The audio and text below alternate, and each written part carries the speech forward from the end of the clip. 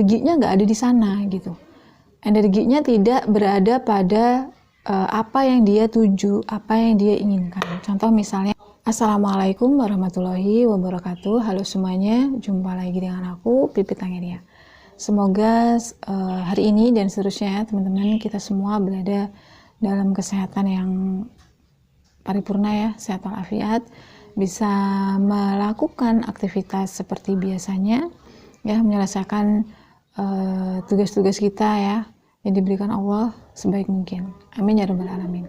Di video kali ini aku mau sharing teman-teman seputar hukum tarik menarik ya, atau yang lebih tenarnya itu atau lebih terkenalnya itu dengan the law of attraction gitu.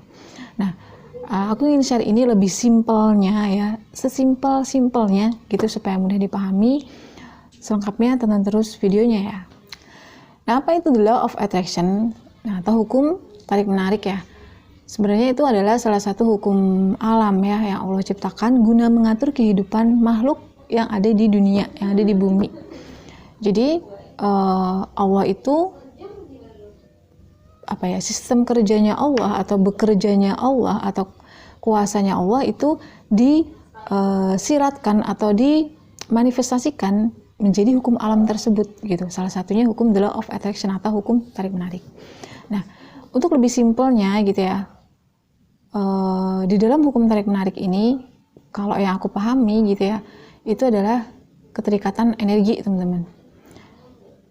Energi apa ya, yang di dalam diri kita, bukan secara ini fisik ya, tapi lebih kepada ranah energi. Karena begini, di hukum tarik menarik ya memang kaitannya itu dengan energi, bukan tubuh fisik.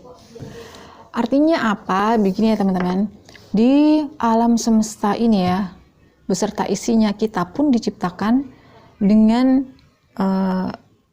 kita ada di dunia ini tuh bahan bakunya tuh energi gitu.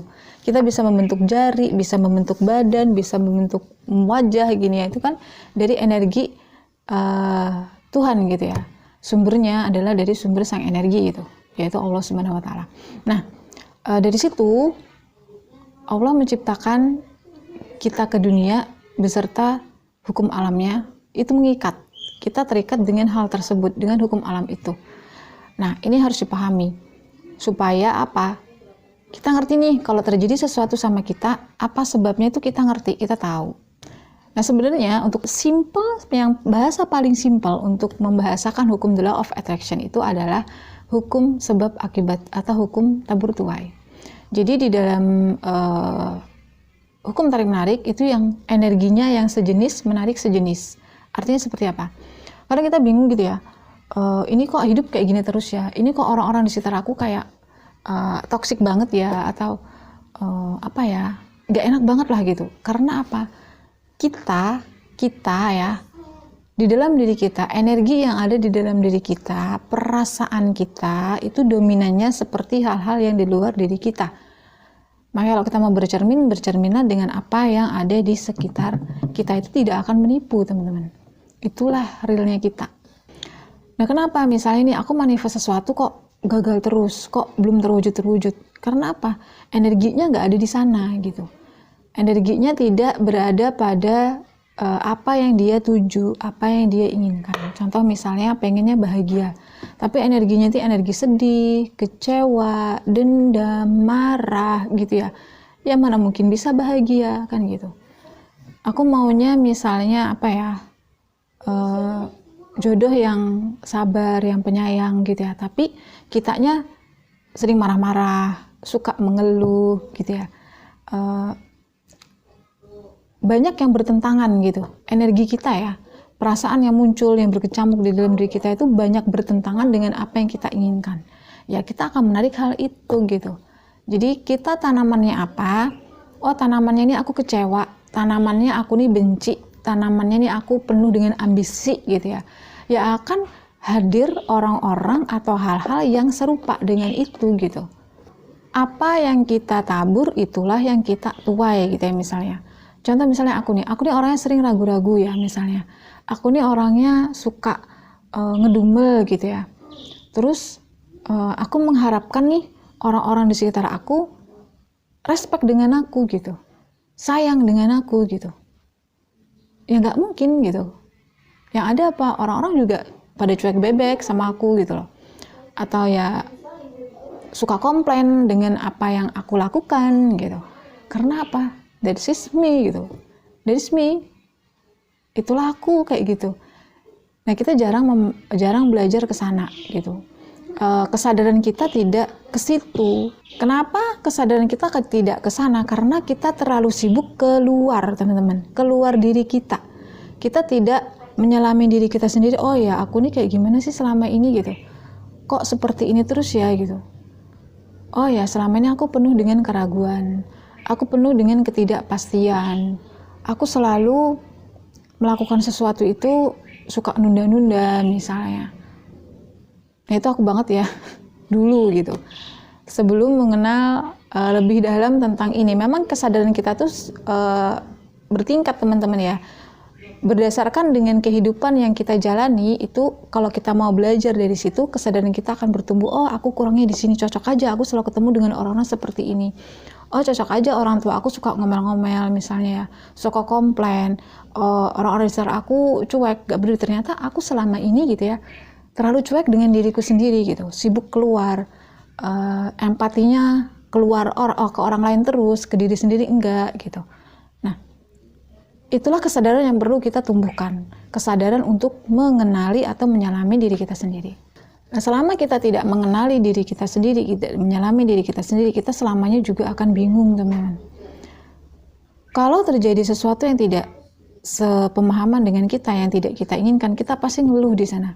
Kita tidak sadar bahwa hal tersebut datang atau terjadi karena perbuatan kita sendiri di masa lalu, di hari kemarin dan yang lalu gitu.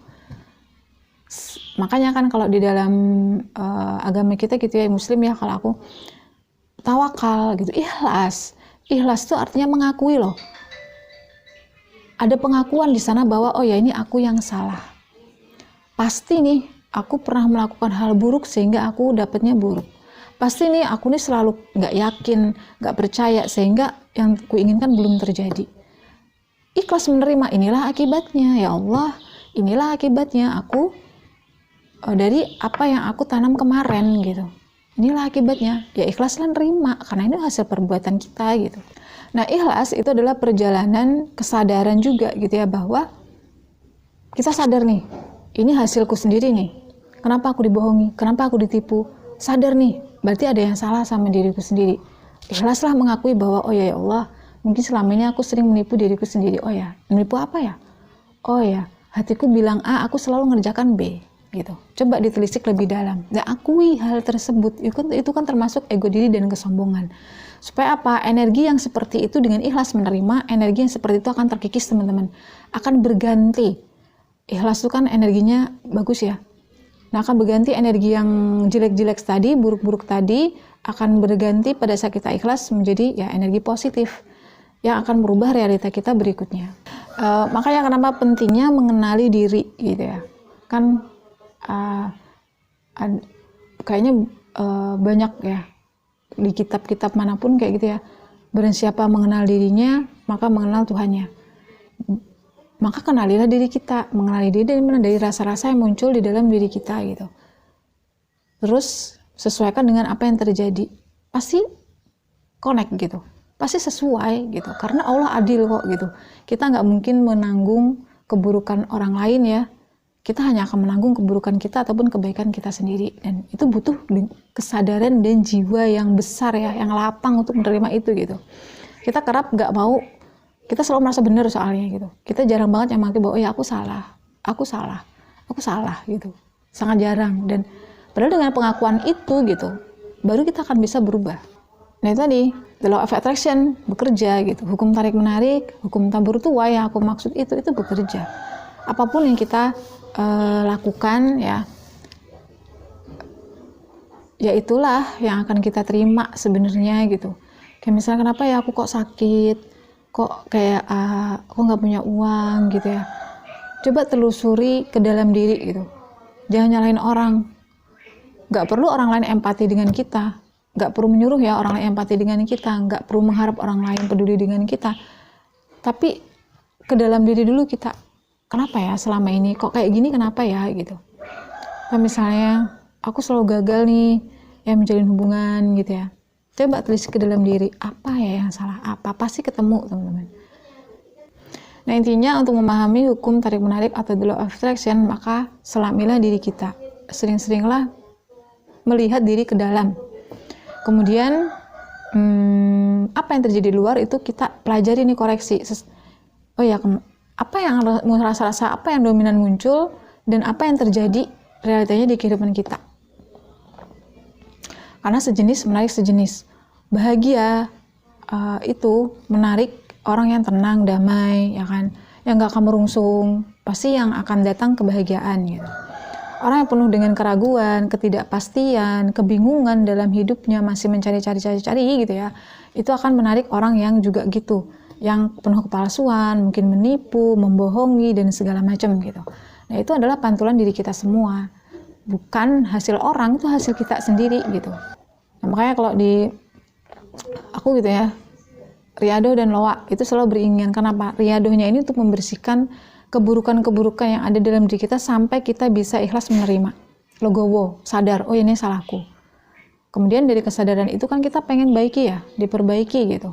Mana yang salah itu kita perbaiki. Tahu dulu dong yang salah yang mana, baru kita terima, ikhlas terima gitu ya. Dijalani dulu nih prosesnya gitu. Gak bisa langsung berubah seketika, terima dulu hasil perbuatanmu gitu. Baru kemudian kita berubah di sana. Bagaimana merubahnya? Rubah rasanya, rubah energinya, rubah responnya gitu. Rubah pikirannya, karena hukum energi ini adalah energi itu mengikuti pikiran. Apa yang kita pikirkan, mengalirlah energi di sana. Ya. Dan energi ini sifatnya kan nggak bisa hilang, nggak bisa musnah, dia kekal abadi. Bisanya kita ganti atau switch ya, diubah. Nah, itu sifat energi. Kalau bicara hukum tarik-menarik, kita akan selalu bicara masalah energi yang di dalam diri kita, dan itu yang perlu dikenali. Nah, sekarang kalau manifestasi kita itu misalnya sering gagal, sering gak terwujud, nah itu cek di dalam diri kita, jangan nyalahin orang teman-teman. Jadi orang-orang kita gitu, biarlah mereka menjalani tabur tuai mereka sendiri gitu ya. Hukum tarik menarik di diri mereka sendiri, kita juga jalani diri kita sendiri gitu. Itulah proses belajarnya. Oke, itu aja dulu sharing dari video aku kali ini. Semoga bermanfaat dan bisa membuat kesadaran kita bertumbuh ya, sehingga kita bisa lebih bijak menghadapi kehidupan sesuai dengan kehendak Allah yang Allah kehendaki ya kepada diri kita ini. Sampai jumpa lagi insya Allah di video-video aku berikutnya. Wassalamualaikum warahmatullahi wabarakatuh. Dadah.